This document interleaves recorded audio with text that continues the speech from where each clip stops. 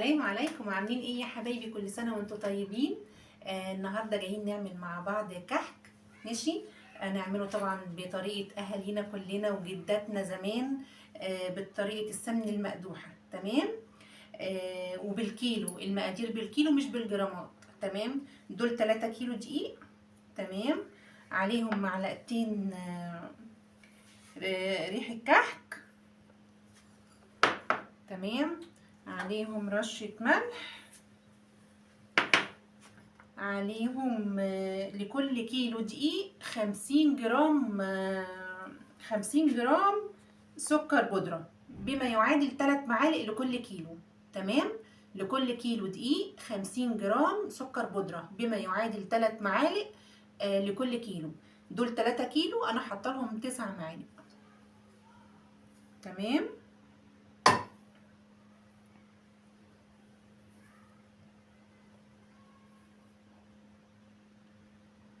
شوية عشان الخميرة. تمام. احنا كده هنقلب ايه كل المكونات الجافة مع بعضيها.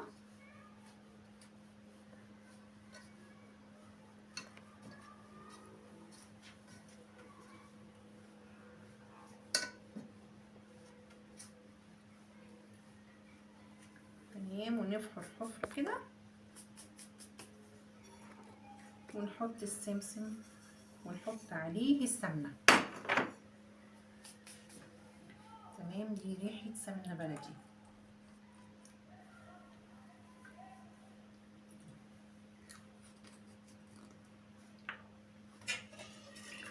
لكل كيلو دقيق 550 جرام سمنة. تمام. عايزة بقى تحطي زبدة براحتك، عايزة تحطي سمنة بس براحتك، عايزة تحطي سمنة على زبدة براحتك. تمام. هننزل بالسمنة على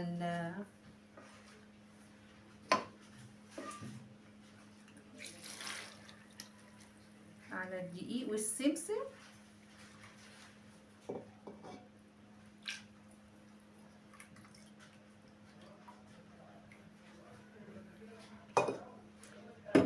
ونقلب كويس، بس خدي بالك وانتي بتقلبي عشان السمن سخنة جدا.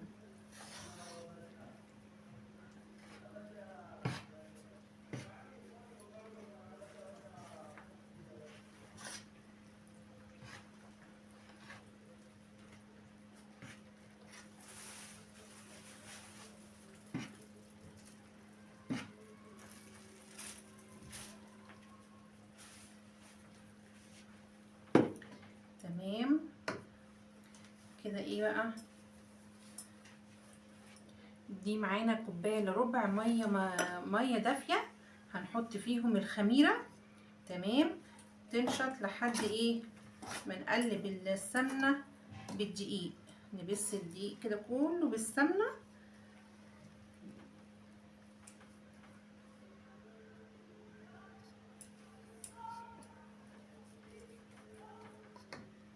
تمام.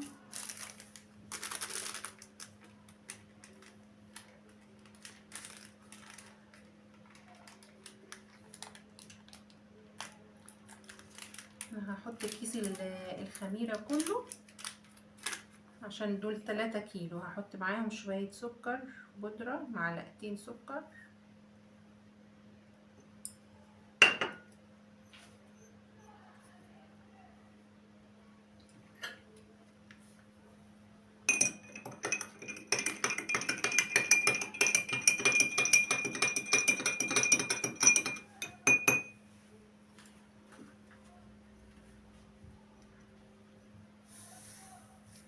وهنقلب كيس الخميره.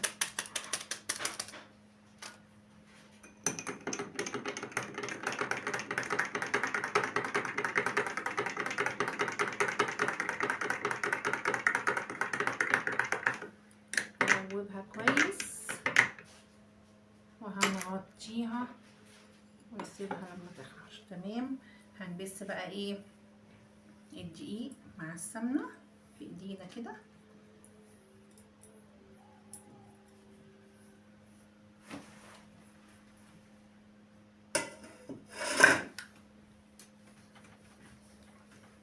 ندعكوا براحه الايد كده لحد ما الدقيق كله يتمزج بالسمنة.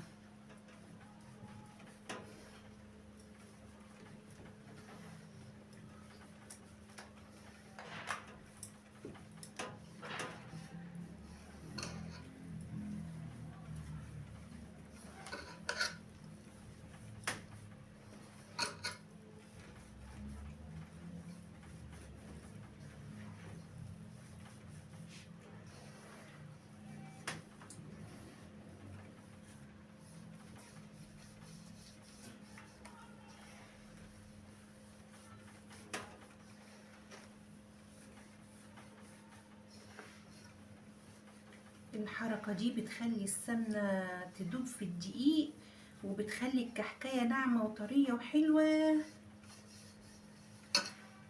عشان بتكوني شربتي الدقيق كله بالسمنة.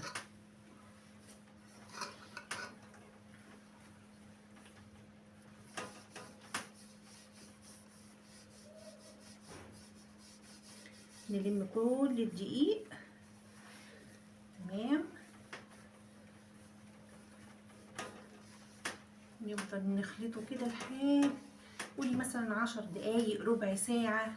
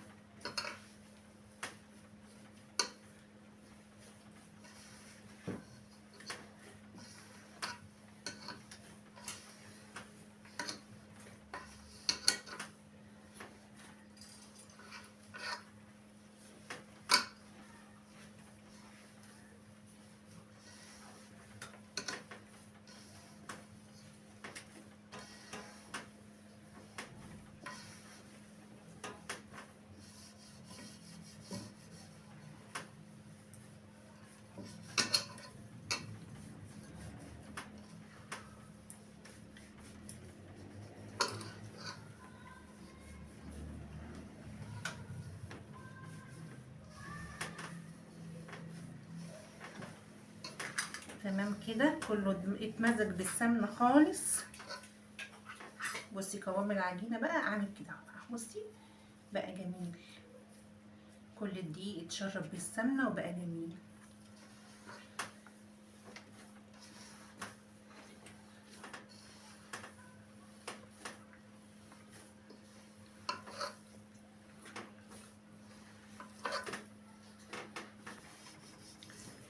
تمام كده خلاص اهو مزجنا كل الدقيق بالسمنة. تمام. هنحط الخميرة بقى. واو، الخميرة اتفعلت اهيت. تمام.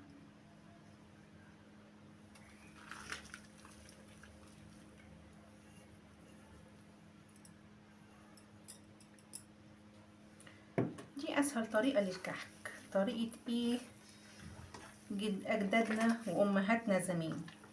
ماشي، احنا بقى هنلم بس كده، مش هنعجن، هنلم الدقيق كده بس وايه في قلب الخميرة.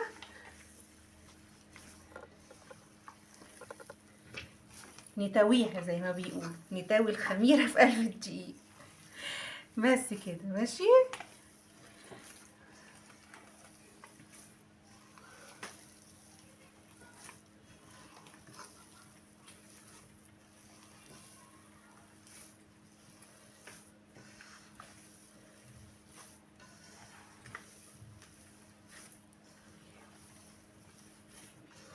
صدقيني المقادير دي بالكيلو هتطلع معاكي الكحكاية مظبوطة على الشعرة.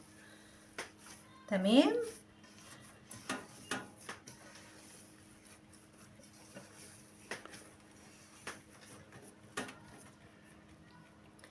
وجربيها، لان كده ايه كل اللي شغال شغال بالجرامات بالجرامات، احنا عايزين بالكيلو.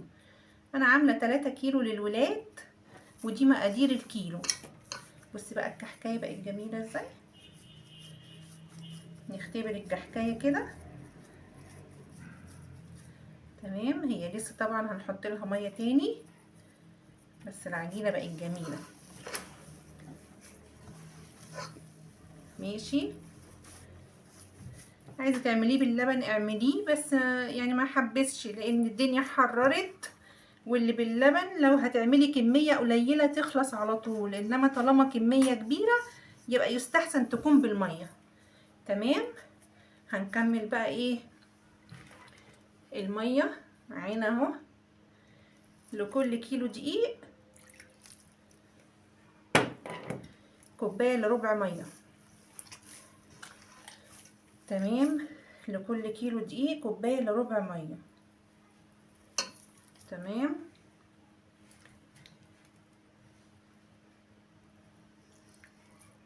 ناخد كده ونرشرش كده ونلم. تمام،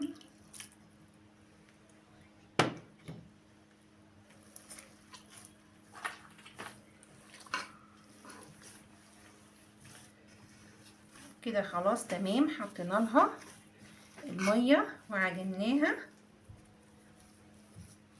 احنا مش بنعجن، احنا بنلم بس الميه وبنداريها في الدقيق. تمام، هنختبر كده ايه العجينه جميله اهيت، مش بتشقق وحلوه جدا. تمام، هنسيبها تريح 10 دقايق، مش تخمر، تريح بس. تمام، هنسيبها تريح 10 دقايق ونرجع ايه نعملها بالبصالة وننقشها. هنغطيها بقى ونسيبها تريح 10 دقايق بس، وهنرجع نعملها بالبصالة. واهو اختبرنا العجينة ونقشناها جميلة، والنقشة بتاعتها حلوة ومش بتنتش، اهم حاجة انها مش بتنتش. تمام، جميلة اهي. هنسيبها تريح بقى شوية 10 دقايق بس، وهنغطيها ونرجع ايه نعملها كلها كده. تمام،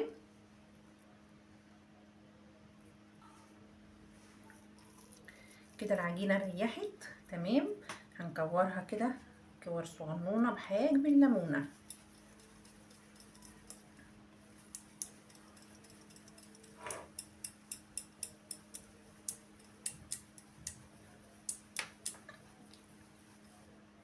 تمام،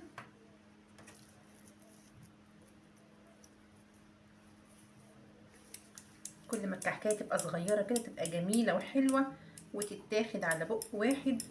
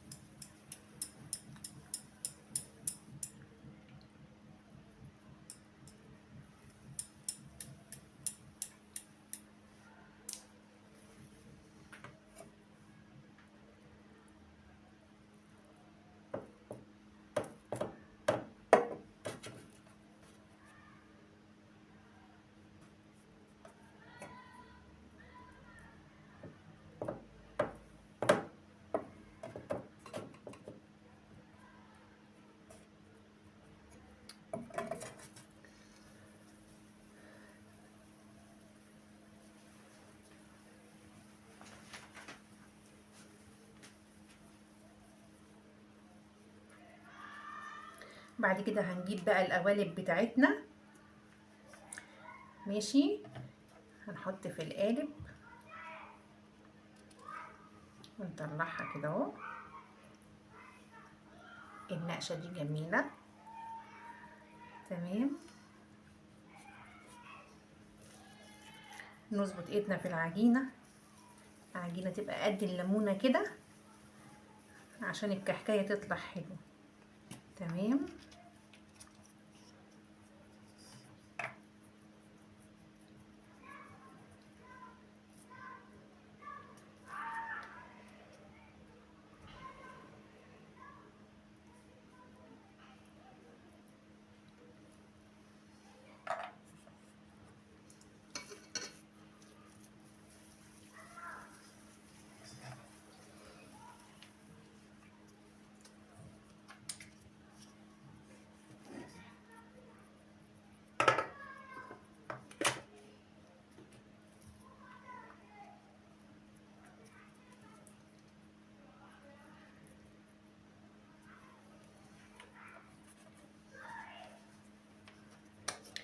هنفضل بقى ايه نعمل كده وننقش شوية ونعمل شوية. انا عاملاه سادة لان عيالي ما بيحبوهوش. ولادي بيحبوه سادة مش بيحبوه محشي. تمام. هنعمل حبة سادة ونعمل حبة بعجوة.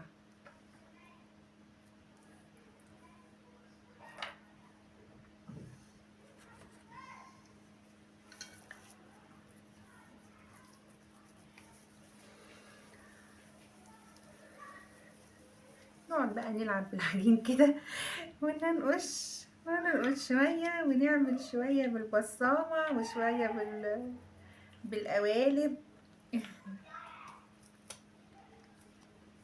وفرحة العيد بتبقى حلوة، تقعدي وتلمي ولادك حواليكي كده، تقعدي تعملي في الكحك وتفرحي ولادك، وربنا يجعله كده سعيد سعيد علينا كلنا يا رب. عيد سعيد علينا كلنا اللهم امين.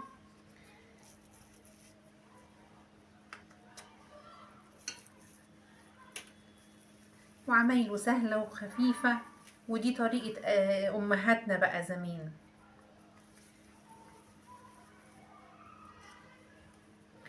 هما ما كانوش بيحطوا لا لبن بودرة ولا بتاع الكلام دوت، لا مفيش. تمام. كانوا بيعملوه سهل زي ما انا عملته كده. دلوقتي بيحطوا لبن بودرة وبيحطوا حاجات بتعزز الطعم وتمام التمام، بس مش شرط يعني. لو مش عندك مش شرط، اعملي بالموجود ومشي حالك. المهم تفرحي ولادك وتقضي اي حاجة وخلاص.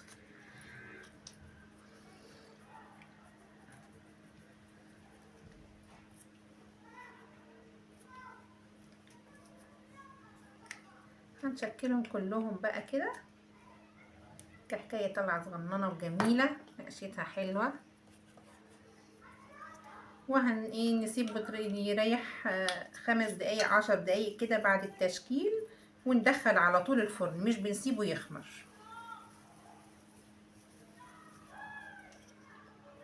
نكون مولعين الفرن قبلها ونسوي على 180، ونحطه في الرف الوسطاني على الشبكة.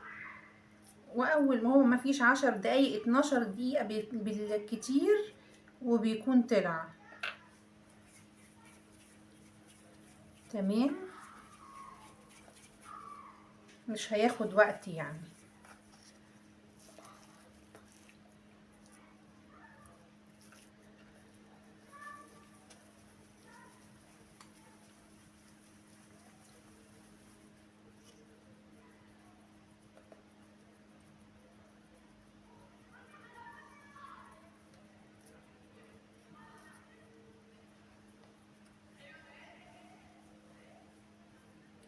والحاجة بتبقى حلوة في البيت، وريحة الخبيز بتبقى جميلة في البيت.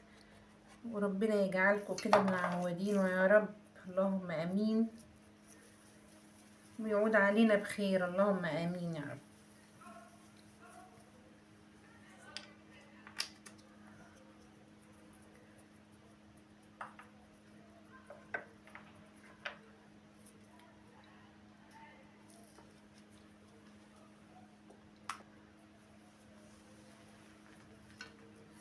وبكده اهي الشكل طالع جميل، والكحكايه طالعه صغننه وجميله. تشكلي بقى انتي وذوقك وانتي وبراحتك، تنقشي شويه بالمنقاش تعملي كله بالبصامة، تعملي كله في القوالب زي كده. القوالب دي حلوة جدا وسهلة.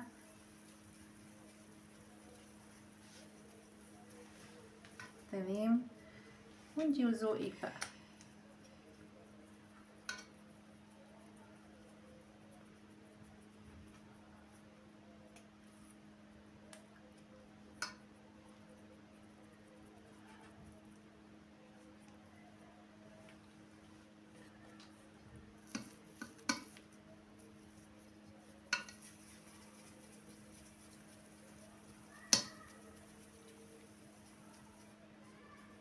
عمايله سهلة وخفيفة،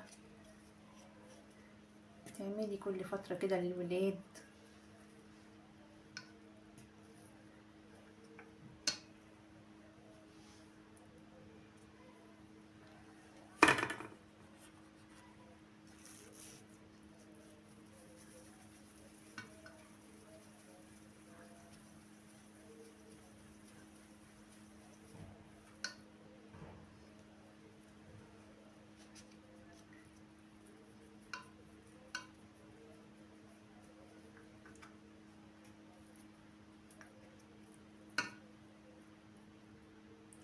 بنتي قاعدة بتعمل معايا بس هي مش عايزة تطلع، هي قاعدة بتعمل برضو، فرحانة بالعيد، وتقول لكم كل سنة وانتم طيبين.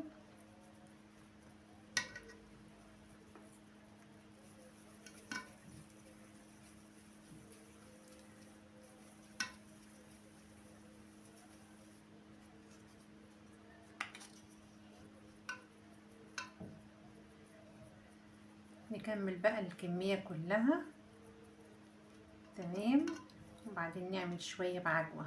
احنا عملنا كده شوية سادة، هنعمل شوية بعجوة عشان ايه اللي بيحب السادة واللي بيحب العجوة.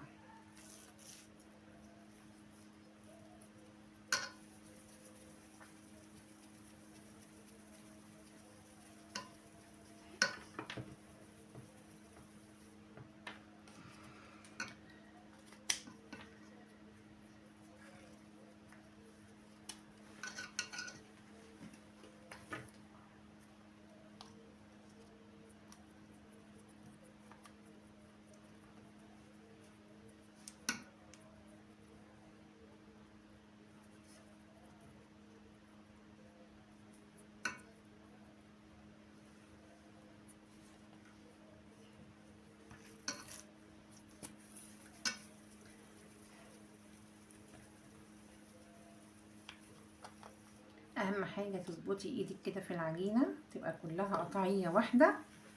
تمام، عشان الكحكاية تطلع حلوة كده، ايه، صغننة وجميلة، يدوبك على قد الاكلة.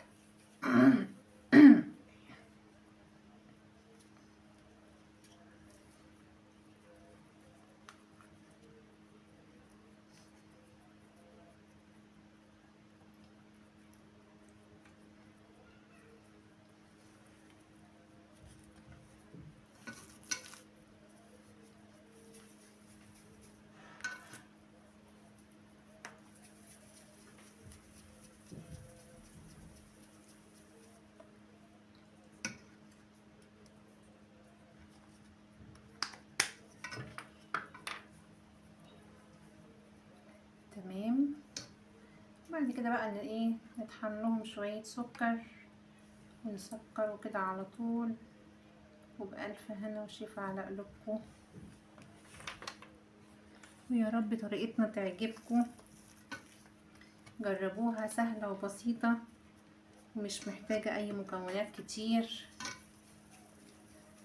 وهي دي طريقة امهاتنا وستاتنا زمان، كانوا بيعملوه بكل بساطة كده، مكانش بيكلفوا ولا حاجة. عايزة تحطيله لبن حطيله، بس انا ما برجحش اللبن للكميات، عشان اللبن مش بيخليه يعني يعطن كده، يعفن، فلا ما برجحش. احنا نعمله بمية احسن، عشان هتعملي كمية. دي مقادير الكيلوات، لو هتعملي كيلو 2 3 زي ما انا عاملة كده، المقادير اللي انا عملتها لك دي مظبوطه، وهيطلع معاكي مظبوط وجميل على الشعر، والله هيطلع في منتهى الجمال.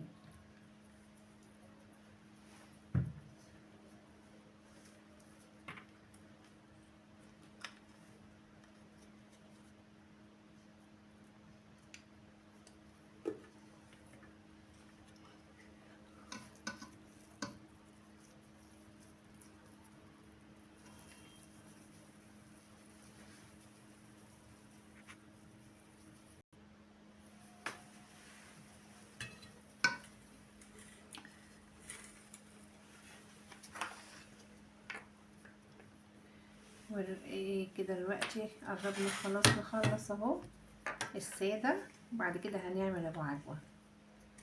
تمام.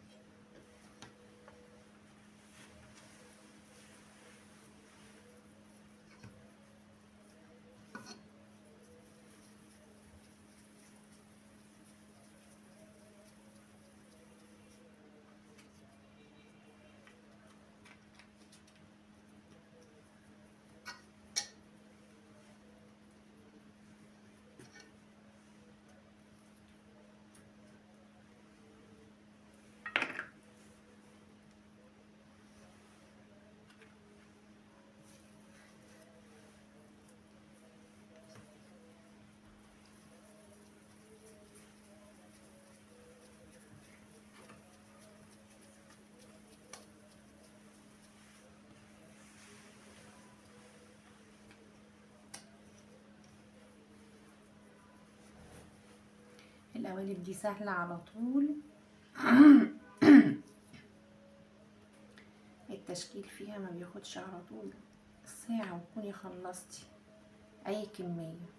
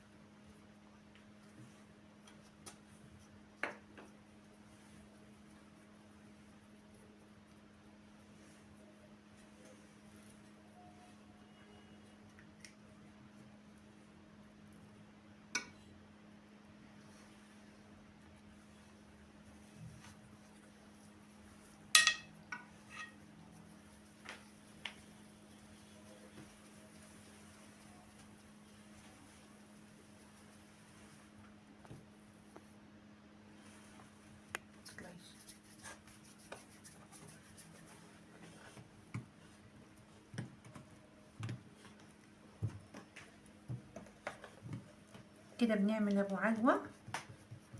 تمام.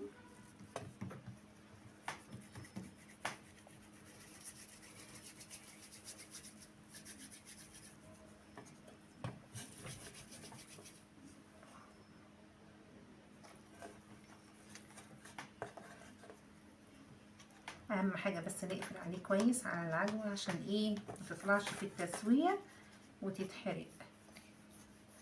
تمام.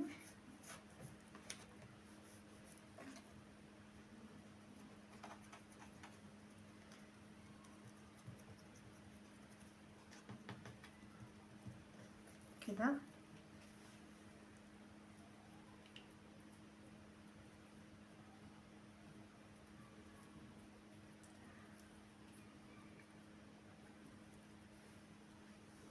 وننقشها بقى.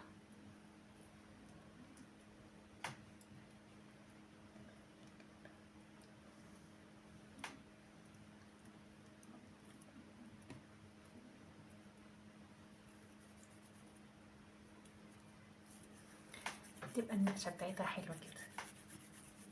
تمام.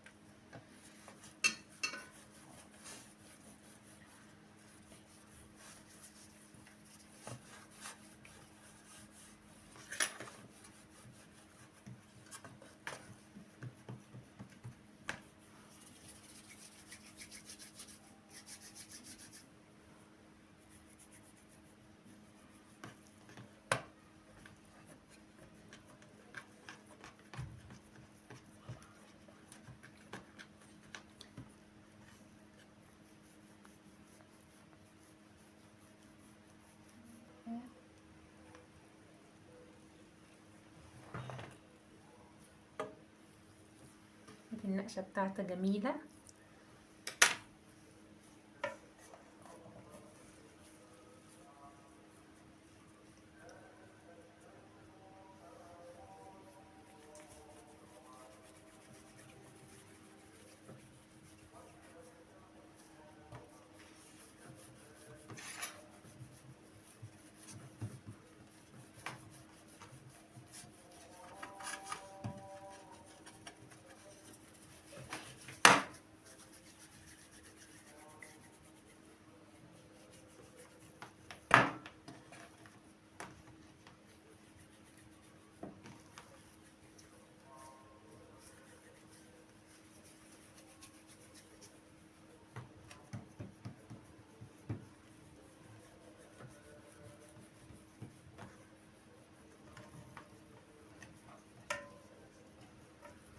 تاكلي حاجة نظيفة معمولة في بيتك، واثقة في نظافتها ومفرحة عيالك.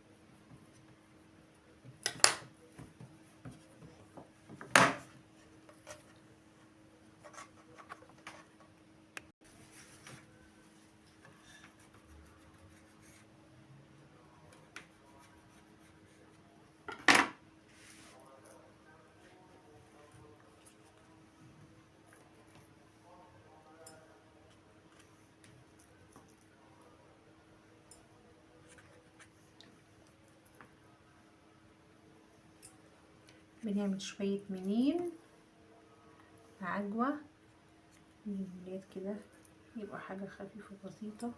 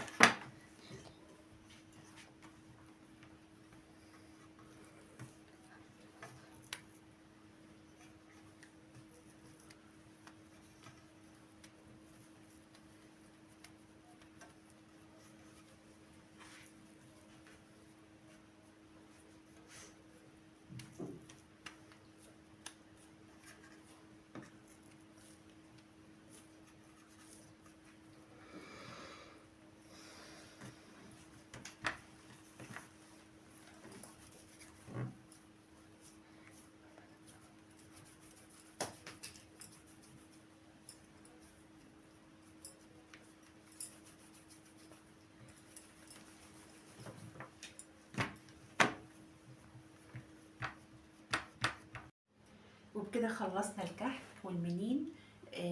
طالع جميل جدا، وبصي حاجة كده فاخر من الآخر زي ما بيقولوا. مستوي، التسوية بتاعته جميلة جدا، حلوة. من فوق واخد لون حلو جدا. لو الفرن بتاعك بيسوي فوق وتحت خلاص تمام، حطيه على الشبكة، هي 10 دقايق ربع ساعة بالكتير وهيكون استوى. تمام.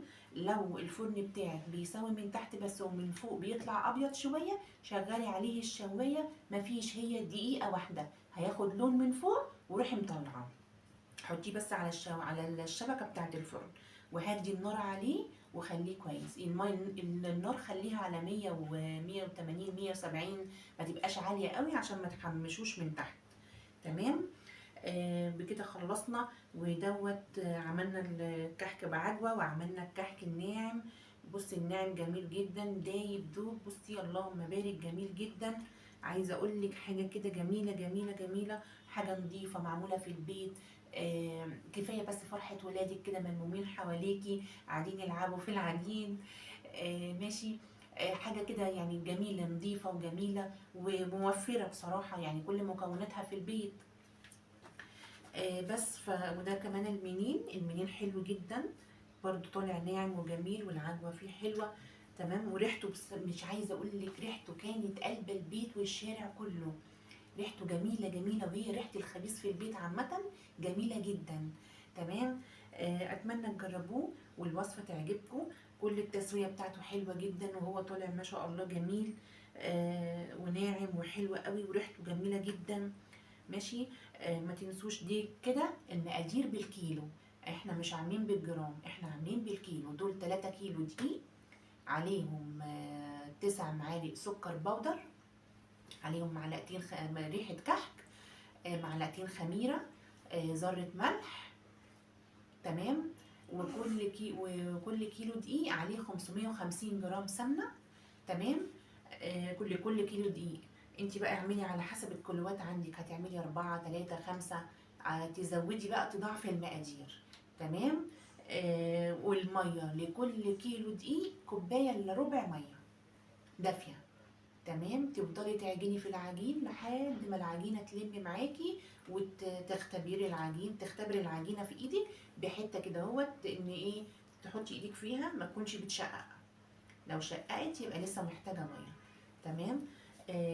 وتخدميها كويس، بس ما تعجنيش كتير، يعني انت حطي السمنه الاول وبسي جامد لحد ما الدقيق كله يتشرب السمنه، وبسي الدقيق حلو قوي قوي قوي بالسمنه. وبعد كده نزلي الكوبايه الا ربع ميه بالخميره. تمام. لمي الخميره في قلب العجين، تويها زي ما بيقولوا. وبعد كده ايه، يتلم بس ما تعجنيش، عشان الدقيق ما يعملش معاكي عرق والكحكايه تنشف منك. تمام. بس ولم العجين. احتاجتي بقى ميه بعد كده، هتحتاجي بقى لكل كيلو دقيق كوبايه الا ربع ميه. تمام. هتزودي بقى الميه تبقى دافيه فتره كده، تزودي بقى على قد الدقيق ما يمسك معاكي ويلم، والعجينه ايه تختبريها تبقى حلوه مش مشققه. تمام. لو شققت معاكي تبقى لسه محتاجه شويه من الميه. تمام. ويا ريت يعني تعملوه بالميه احسن. لو هتعملي كميه هتعملي حاجه بسيطه كيلو ولا حاجه، اعمليه باللبن، يعني بدلي بدل الميه اللبن. ده للكميات الصغيره، عشان اللبن لما بيقعد كتير بتبصي تلاقيه عمل عفونه كده وما بيبقاش حلو. تمام. فلو هتعملي كميه يبقى يخليها بالميه احسن. الميه هتخليه يعيش معاكي ومش هيجراله حاجه، وهيفضل معاكي لحد اخر كحكايه، مش هيجرالها اي حاجه. تمام. بس واتمنى تجربوه ويعجبكم. كل التسويه بتاعته جميله ما شاء الله. اللهم بارك. والتلاتة كيلو شوفوا معانا عملوا كميه حلوه جدا. لو هتجيبيه من بره الكيلو ما بيبقاش فيه ومش هيقعد معاكي بالكميه دي كلها، وموفر. ويعني من بره غالي جدا. وفري في البيت واعملي لاولادك كل حاجه. بس فربنا يحسن ما بين ايدينا وايديكم، واعملوا لاولادكم كده حاجه حلوه في البيت، وان شاء الله يعجبكم. وجربوه ويكون عند حسن ظنكم. تمام. بس واتمنى تجربوه ويعجبكم، ومستنيه رايكم في التعليقات، تقولوا لي رايكم والمقادير طلعت معاكم مظبوطه ولا لا، وتقولوا لي ايه الاخبار، وعملتوا كحك ولا لسه. قولوا لي في التعليقات عملتوا كحك ولا لسه، وقولوا لي انتوا عملتوا بسكوت ولا لسه، عشان هنزل لكم مقادير البسكوت قريب ان شاء الله. برضو هنعمل فيديو بالبسكوت ومقاديره برضو المظبوطه. مقاديره مظبوطه جدا، الطريقه دي انا بعتمدها كل سنه، انا بعمل بيها مقاديري دي ما بغيرهاش. تمام، مش مكلفه وموفره، وكل حاجه موجوده في البيت. ويعني في بيحط بقى لبن بودره وفي كده، لا انا بعتمدها دي، انا بعملها كل سنه وبيطلع ما شاء الله ما شاء الله جميل جدا. تمام، فاتمنى تجربوه ويعجبكم، وان شاء الله ان شاء الله استنونا في وصفه البسكوت والمقادير المظبوطه، هنزلها لكم قريب باذن الله في فيديو تاني. تمام، يلا قوموا جربوها وقولوا لي رايكم في التعليقات، وقولوا لي عملتوا كحك ولا لسه، ومستنيه ردكم عليا. تقولوا لي في التعليقات ايه الدنيا معاكم، طالع مظبوط ولا المقادير فيها حاجه مش مظبوطه. بس مقاديري انا واثقه فيها جدا، ومقاديري مظبوطه وطالعه جميله جميله جميله، طعم وريحه وتسويه مظبوطه جدا، ما فيهاش اي مشاكل. انت بس ظبطي الفرن بتاعك، لو هو عالي معاكي شويه هديه. انا الفرن عندي عالي، فانا بعمله ما بين 160 170 180 لحد كده وبقف، انما ما تعليهوش اكتر من كده. خلي الحاجه تسويتها تبقى هاديه، تبقى مستويه على الهادي، تبقى جميله كده وحلوه، عشان ما يتحرقش منك من تحت ويلسع منك. تمام، استوى معاكي وتمام التمام. من تحت هترفعيها هتلاقيها كده اهو، تبقى خلاص حلو جميل. من فوق اخد وش، اخد ما اخدش. لو عندك الفرن بيساوي فوق وتحت تمام، مش بيساوي فوق وتحت، افتحي الشوايه هي دقيقه، خليكي واقفه جنبه هي دقيقه، هياخد لمحه بس من فوق كده وتروحي طافيه على طول. تمام، جربوها وان شاء الله المقادير تطلع معاكم مظبوطه، وتعملوا حاجه حلوه لاولادكم في العيد وتفرحوهم، وربنا يحسن ما بين ايدينا وايديكم اللهم امين، وربنا يصلح حالنا جميعا اللهم امين. والست لازم تبقى موفره ومدبره، انا عشان اجيب دول جاهزين من بره بصراحه هيعدوا مبلغ وقدره، فانا اجيب واعمل في البيت احسن، توفير، والحاجه بتبقى حلوه ونضيفه، ضامنه نظافتها، ضامنه الايد اللي عاملاها. تمام، فخليكي ست ناصحه كده وموفره ومدبره، وهاتي الحاجه يلا واعملي في البيت وفرحي ولادك، وحسي كده بفرحه العيد. هي فرحه العيد في الكحك، هي فرحه العيد في عمايل الكحك. حسسي بولادك كده بفرحه العيد وتمام التمام. تمام، يلا كنت معاكم رحاب حسين.